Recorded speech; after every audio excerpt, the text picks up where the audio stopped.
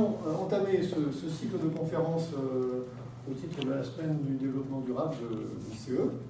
Donc là, nous avons la première conférence. Je vous rappelle qu'il y en aura 2 par jour, toute la semaine, jusqu'à vendredi. Donc là, nous avons Solange Artus d'Arlon, qui est donc intervenante au Potager du Futur. C'est une association, voilà, qui s'occupe de promouvoir et d'aider à la création de jardins. Puis elles font aussi plein d'autres choses qu'elle va vous expliquer. Voilà. Il y aura un petit temps pour les questions à la fin de la conférence. N'hésitez pas. Vraiment, ce lieu et cet événement, il est là pour tisser du lien, pour échanger, pour s'enrichir les uns les autres. Donc, n'hésitez pas, même si vous... Est-ce qu'on a les gens ont le droit de poser des questions pendant au milieu de la présentation, vous posez les questions que vous voulez. C'est assez ouvert. Alors, je vais quand même fermer la porte. Je vérifie que je n'ai pas encore...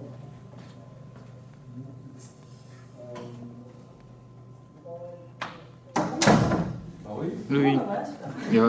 Donc voilà, ça y est, tout est dit. Je m'appelle Solange et l'association, oui, ce qu'on fait dans l'association, c'est beaucoup d'accompagnement de création jardin. En fait, on aime bien s'appeler sage-femme de jardin.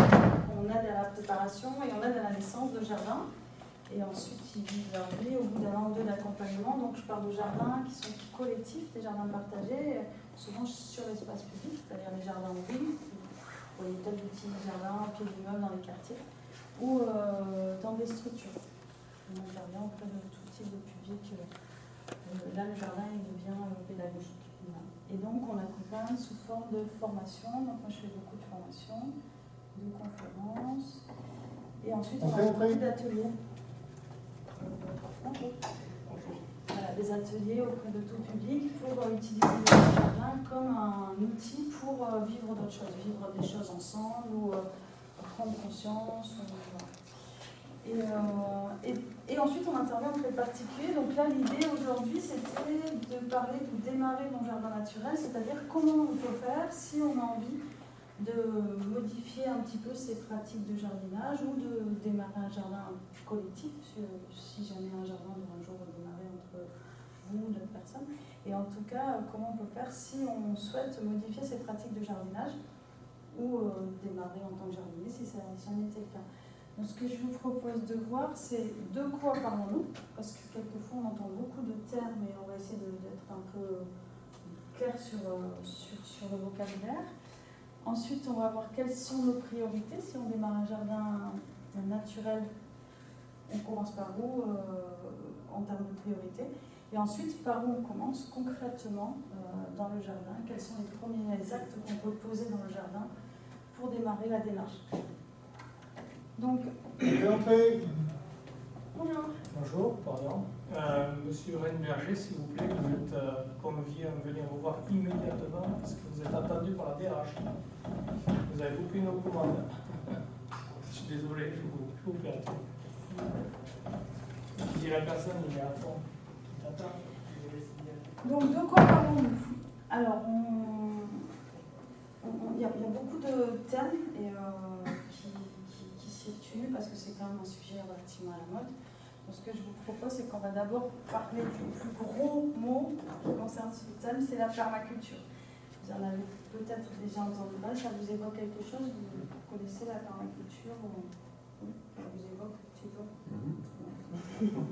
Donc la permaculture, quelquefois, c'est un peu réduit à un catalogue de techniques de jardinage, notamment faire des buttes dans son jardin. Mais en fait, la permaculture, c'est beaucoup plus large que ça.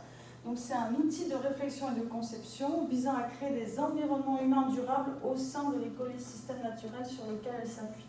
C'est peut-être un peu compliqué. En fait, c'est quoi? C'est 3 piliers, 3 gros principes de permaculture et ensuite qui vont s'appliquer à toutes sortes de domaines. Donc le premier, c'est prendre soin de la terre. Moi, j'aime bien dire porter attention à la terre, parce que prendre soin, c'est quand c'est malade, même si souvent la terre, elle est malade.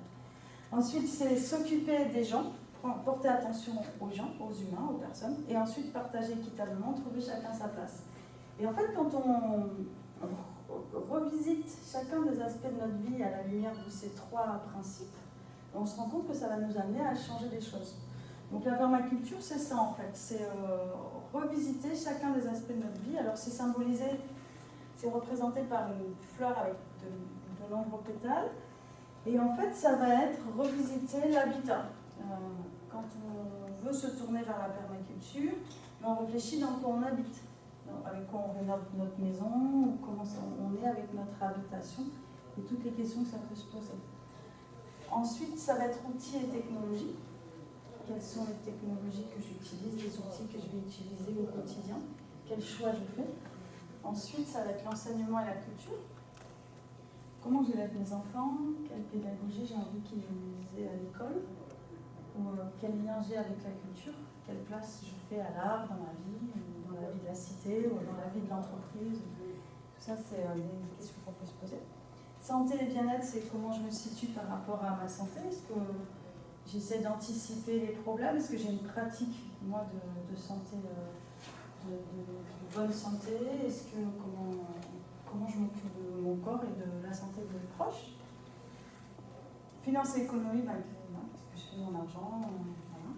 Sachant qu'il existe de plus en plus de circuits liés à la finance, à l'économie, qui sont qu'on appelle davantage éthiques. Donc voilà, est-ce que je fais attention à ce que je fais de mon argent et à quoi sert cet argent dans ma vie et pour le reste de l'humanité?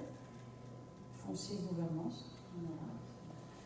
Comment je réagis si je suis chef de service, le management que je mets en place, comment je réagis avec les gens qui dépendent de moi ou les gens qui sont mes supérieurs hiérarchiques. Est-ce que je mets une hiérarchie en place dans tous les domaines de ma vie? Si je suis dans une asso, comment je fais dans l'asso? Si je peux décider, toutes ces questions-là, ce sont des questions qu'on peut être amené à se poser. Et enfin, et c'est celle par laquelle je termine, parce qu'en principe, on commence par ça quand on se pose la question de la permaculture, c'est quels sont les soins que j'apporte à la nature et à la terre, c'est-à-dire comment je fais pousser la nourriture qui va me nourrir. L'agriculture, et puis le jardinage, et puis tout ce qui est en lien avec la nature, les forêts,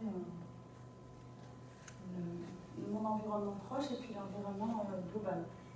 Donc, la permaculture, c'est se poser des questions sur l'ensemble de ces domaines-là de sa vie, en essayant de viser, de poser des choix qui vont être dans une permanence, une durabilité de ce qui existe autour de moi. Une autre notion, c'est l'agroécologie. Alors l'agroécologie, donc ça désigne les pratiques agricoles qui lient l'agronomie, donc sciences de l'agriculture, et l'écologie. Donc c'est vraiment à la fois une discipline scientifique, c'est à la fois un mouvement social, vous avez peut-être entendu parler de ce mouvement-là, de la souveraineté alimentaire, et c'est un ensemble de pratiques agricoles qui comprennent l'agriculture biologique, l'agroforesterie et des tas d'autres pratiques dont vous avez probablement entendu parler. L'agroécologie, c'est ça, c'est réfléchir. Alors voilà, Pierre Rabhi, c'est quand même la personne qui est la plus connue sur l'agroécologie, mais pas mal d'autres personnes, d'autres penseurs et d'autres personnes qui sont actrices dans ce domaine. Voilà, l'agroécologie, ces deux sujets, ces deux notions, vous avez des questions, ou ça vous voyez à peu près, ou vous découvrez peut-être, ou vous aviez déjà des notions? Oui, c'est ça, vous aviez des notions.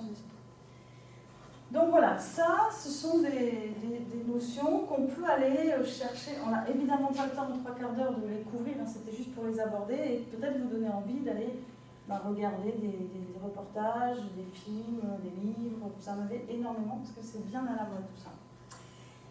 Ensuite, on vient sur le jardin. Donc, c'est quoi un jardin? Donc, c'est un espace généralement clos. La définition, la première qu'on ait trouvée, elle nous remonte au XIIe siècle. Et il y a cette idée de clôturer un jardin. Et dans cet espace généralement clos, délimité en tout cas, on fait un aménagement durable de l'espace. Donc, ça n'a rien à voir avec un aménagement éphémère, un art éphémère ou pour une manifestation, ce n'est pas du jardin. C'est de la culture, la domestication de végétaux. Donc une friche, ce n'est pas un jardin. Et l'organisation de l'espace, c'est on réfléchit, c'est pas juste on pose des choses et on les laisse vivre leur vie. En fait, on organise l'espace. Donc c'est pas une forêt.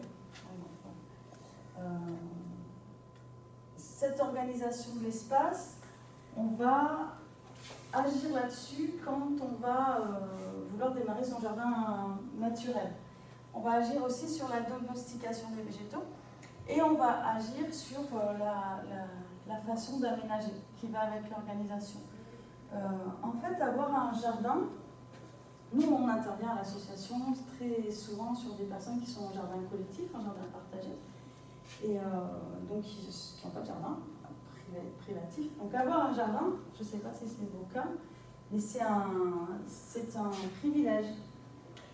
Et avec ce privilège, ce grand privilège, ils vont s'en priver pas mal de gens, enfin voilà, c'est pas partagé. Le privilège d'avoir un jardin n'est pas partagé.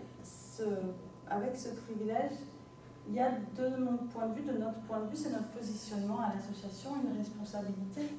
En fait, avoir un jardin privatif, mais de la même manière qu'un jardin collectif, ça concerne le groupe, mais là, à titre individuel, avoir un jardin, c'est se voir confier un petit bout de la planète dont on prend la responsabilité.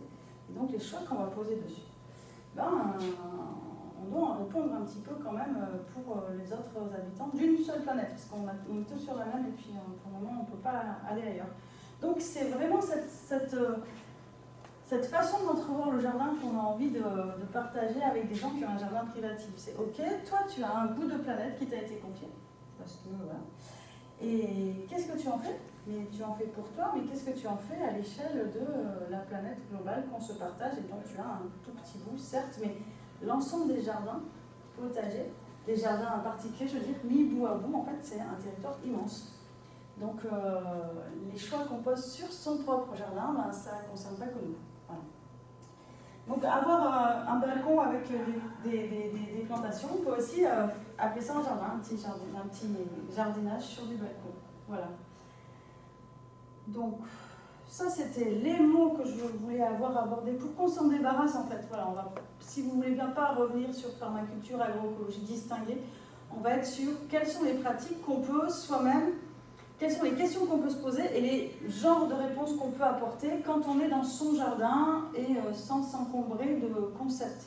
Ça ne veut pas dire que c'est pas intéressant, mais là on va essayer d'être un peu plus dans quelque chose de concret et moins conceptuel. Et après, comme il y a un temps de questions, si vous voulez revenir sur du concept, d'accord, mais là, j'ai fait un choix de faire quelque chose un petit peu concret. Voilà.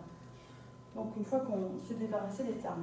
Alors, quelles sont nos priorités? Si on veut faire un jardin naturel, on a deux priorités. Il y a deux choses, et si en repartant, vous vous dites, tiens, j'ai envie de retenir ces deux priorités-là, moi, je serais contente, j'aurais fait mon job. Parce que c'est les deux points les plus essentiels qu'on a à cœur de partager avec le maximum de personnes. La première, c'est jardiner sur sol vivant. C'est l'attention portée au sol. Alors j'ai mis à voir sur le sujet les vidéos des époux bourguignons pour ceux qui ne connaissent pas, mais c'est vrai que vous avez énormément d'autres vidéos aussi, hein, c'est un exemple, mais allez voir parce qu'ils sont tellement complets et compétents, eux et d'autres, sur la notion de sol vivant. Donc déjà on va revenir sur le sol, parce que quand on a un jardin, souvent on regarde ce qu'il y a au-dessus du jardin, ce qu'on a fait pousser, les fleurs, les arbres, les légumes, et puis on n'arrive pas à penser qu'en dessous il y a une vie, il y a un réel écosystème. Et c'est quoi en fait? Vous avez une idée de ce que c'est le sol? Les bactéries, des invertébrés. C'est ça, ouais. C'est ça. Il y a les réseaux c'est ça. Il y a tout un monde en fait, ouais, c'est ça. En fait, c'est tout un monde à découvrir et qu'on ne connaît pas forcément, puisqu'il y a encore des découvertes récentes, des découvertes qui sont faites. On connaît mieux des choses sur l'univers ou sur Mars que sur notre planète. Sur certains points de vue, ça a été peu étudié sur certains domaines. En fait, le sol, c'est d'abord le monde minéral. Donc, notre planète, c'est un caillou. Et ce caillou-là, sous l'action de la pluie, du vent, et puis quand elles sont apparues des racines et des bactéries et des champignons, au fur et à mesure qu'elles sont apparues, en fait, ça va se dégrader. Et c'est aussi un monde organique, donc l'humus qu'on appelle, c'est-à-dire l'action de tous ces milliers d'organismes qui vont décomposer la litière, tout ce qui tombe à la surface du sol, c'est décomposé par tous ces milliers d'organismes et ça crée l'humus. Et ça, c'est le monde organique. Le monde organique, c'est tout ce qui est vivant. Et en fait, il se passe quoi? Ce monde minéral et ce monde organique, ils vont se lier pour créer ce qu'on appelle le complexe argilo-humique. On ne le voit pas très bien là, je ne sais pas si ça vous apparaît. C'est ça le sol, c'est le complexe argilo-humique. Donc c'est un peu technique, mais c'est pour savoir, pour comprendre qu'en fait le sol, ça vient du minéral et de l'organique. Et donc nous, à partir du moment où on sait que ça vient du minéral et de l'organique, on va pouvoir en tenir compte dans notre pratique de jardinage. Comment? En fait, quand on commence à jardiner, c'est par là que ça commence, le sol. Et quand je fais des cycles de formation et que des gens ne peuvent pas assister à tout, je dis si vous n'assistez pas au sol, venez pas. C'est le plus important, c'est par là que tout commence. On va apprendre à le connaître, notre sol. C'est important, je ne sais pas si vous savez ce que vous avez comme sol dans vos jardins, mais il y a des techniques simples, des petites pratiques qui vous permettent de savoir s'il est plutôt argileux, limoneux, sablonneux, s'il est plutôt acide ou basique au niveau du pH, s'il est plutôt lourd, s'il reste suivi ou pas. Et tout ça, il faut l'observer. Et c'est important de connaître son sol parce qu'on ne va pas avoir les mêmes pratiques selon le sol qu'on a.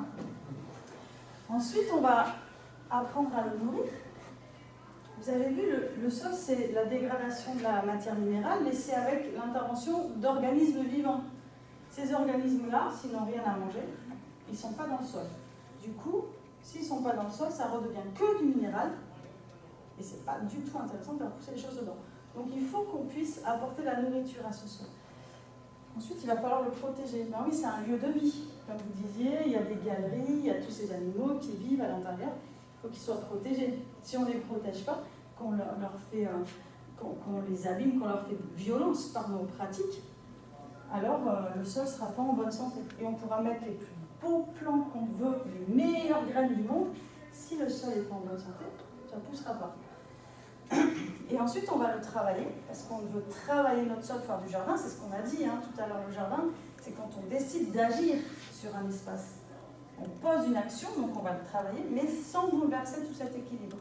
On va essayer de garder, de préserver, de favoriser au mieux cet équilibre qui existe. Je ne sais pas si vous les connaissez, tout cela. Celui-là, vous le connaissez? Ouais. C'est vraiment un... Si vous ne le connaissez pas, je vous invite à le tardigrade. Je vous invite à le découvrir. Il est fabuleux. Depuis que je l'ai découvert, non mais c'est vrai, il y a une photo de lui dans chacune de mes interventions. C'est vraiment un organisme, c'est un organisme du sol, donc qui intervient dans la dégradation des matières, et donc dans la fabrication de complexes argilo-humides de notre sol. Et il est increvable. C'est-à-dire qu'on lui a fait subir des températures proches du zéro absolu. Alors, je ne sais pas, vous savez sûrement mieux moi combien c'est moins... C'est ça. Donc on l'a mis au zéro absolu, on le refait venir à une température tempérée, et il est toujours vivant. On l'a fait monter à des plus hautes températures possibles. On le sort de là, il est toujours vivant, le truc, l'engin. Et on l'a même accroché à la paroi d'une navette spatiale, on l'a envoyé dans l'espace, donc dans le vide sidéral. Et quand il revient, il est toujours vivant.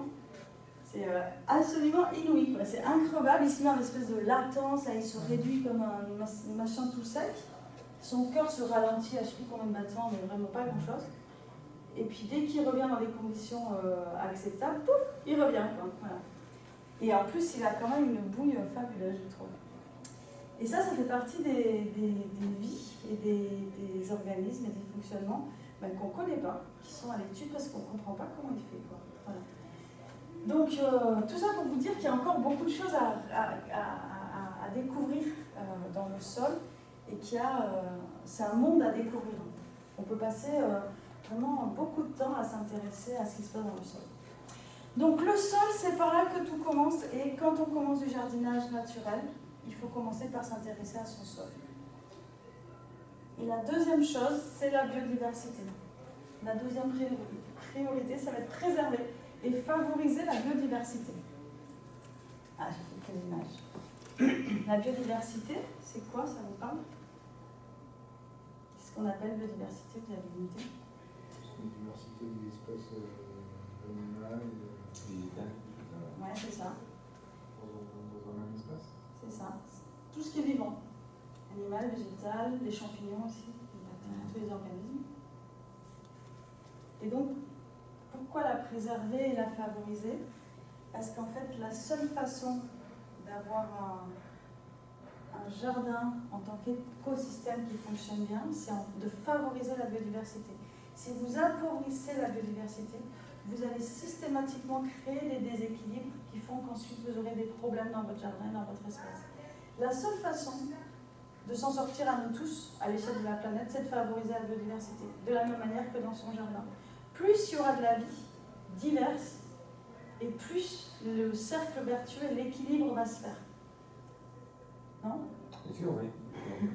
Est-ce que c'est compatible Il y a par des choses exemple avec qui le sont, fait d'avoir un jardin en ville, par exemple? Il y a des choses qui sont Dans son balcon, c'est pas évident de préserver la biodiversité dans ces cas-là.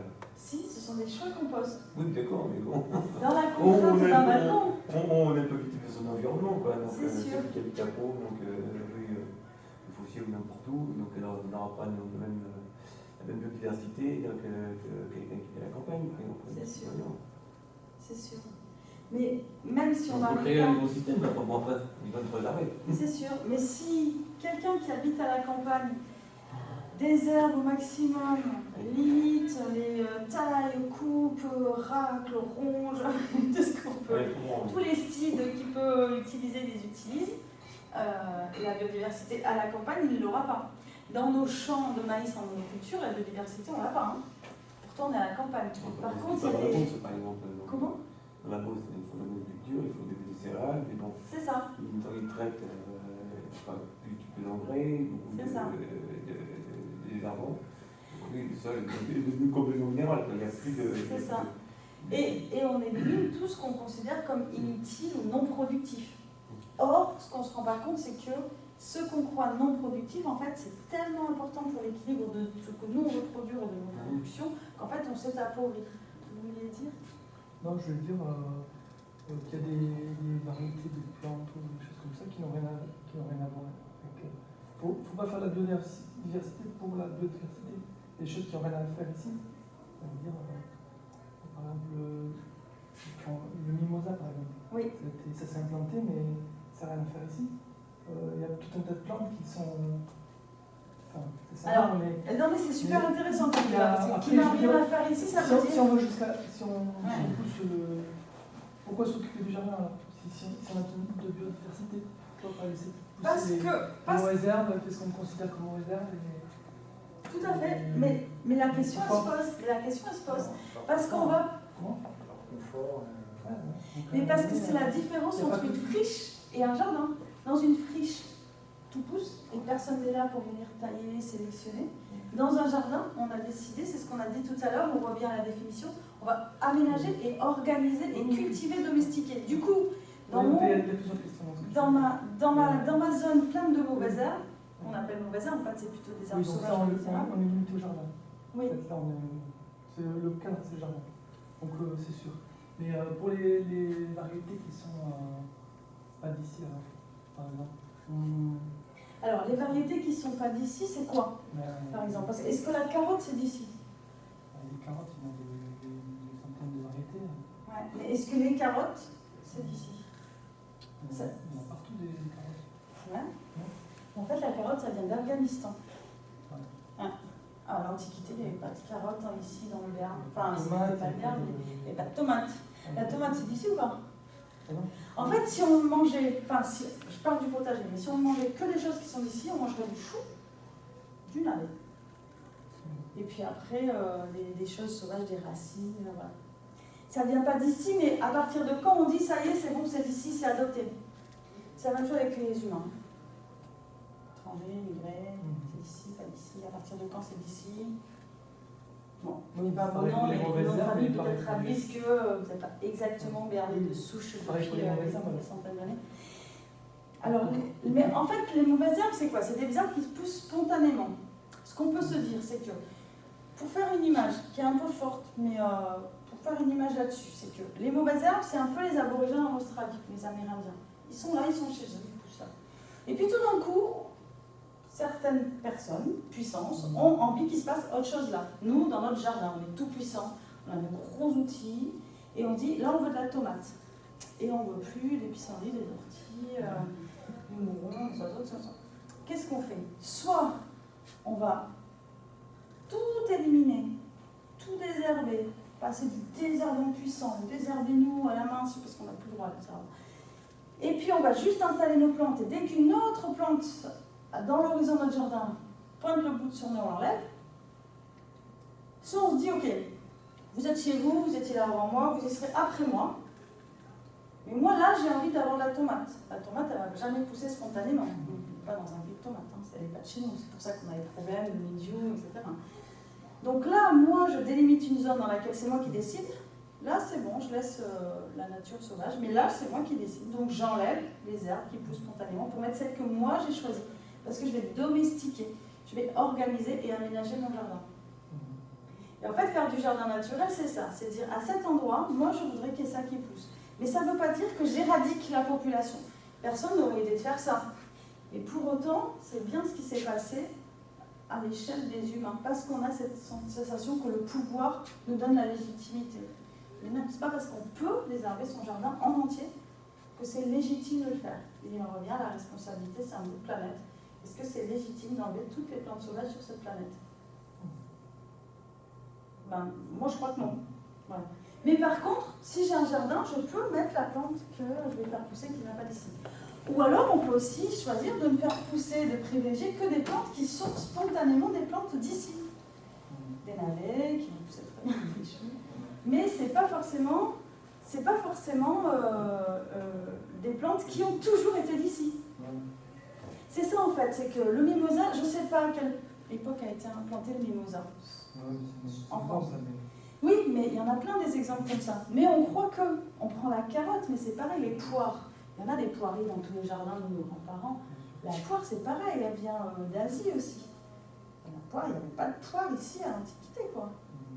Ça a été introduit bien plus tard. Pourtant, on a l'impression que la poire, quand même, la pomme, c'est pareil, hein, ça vient...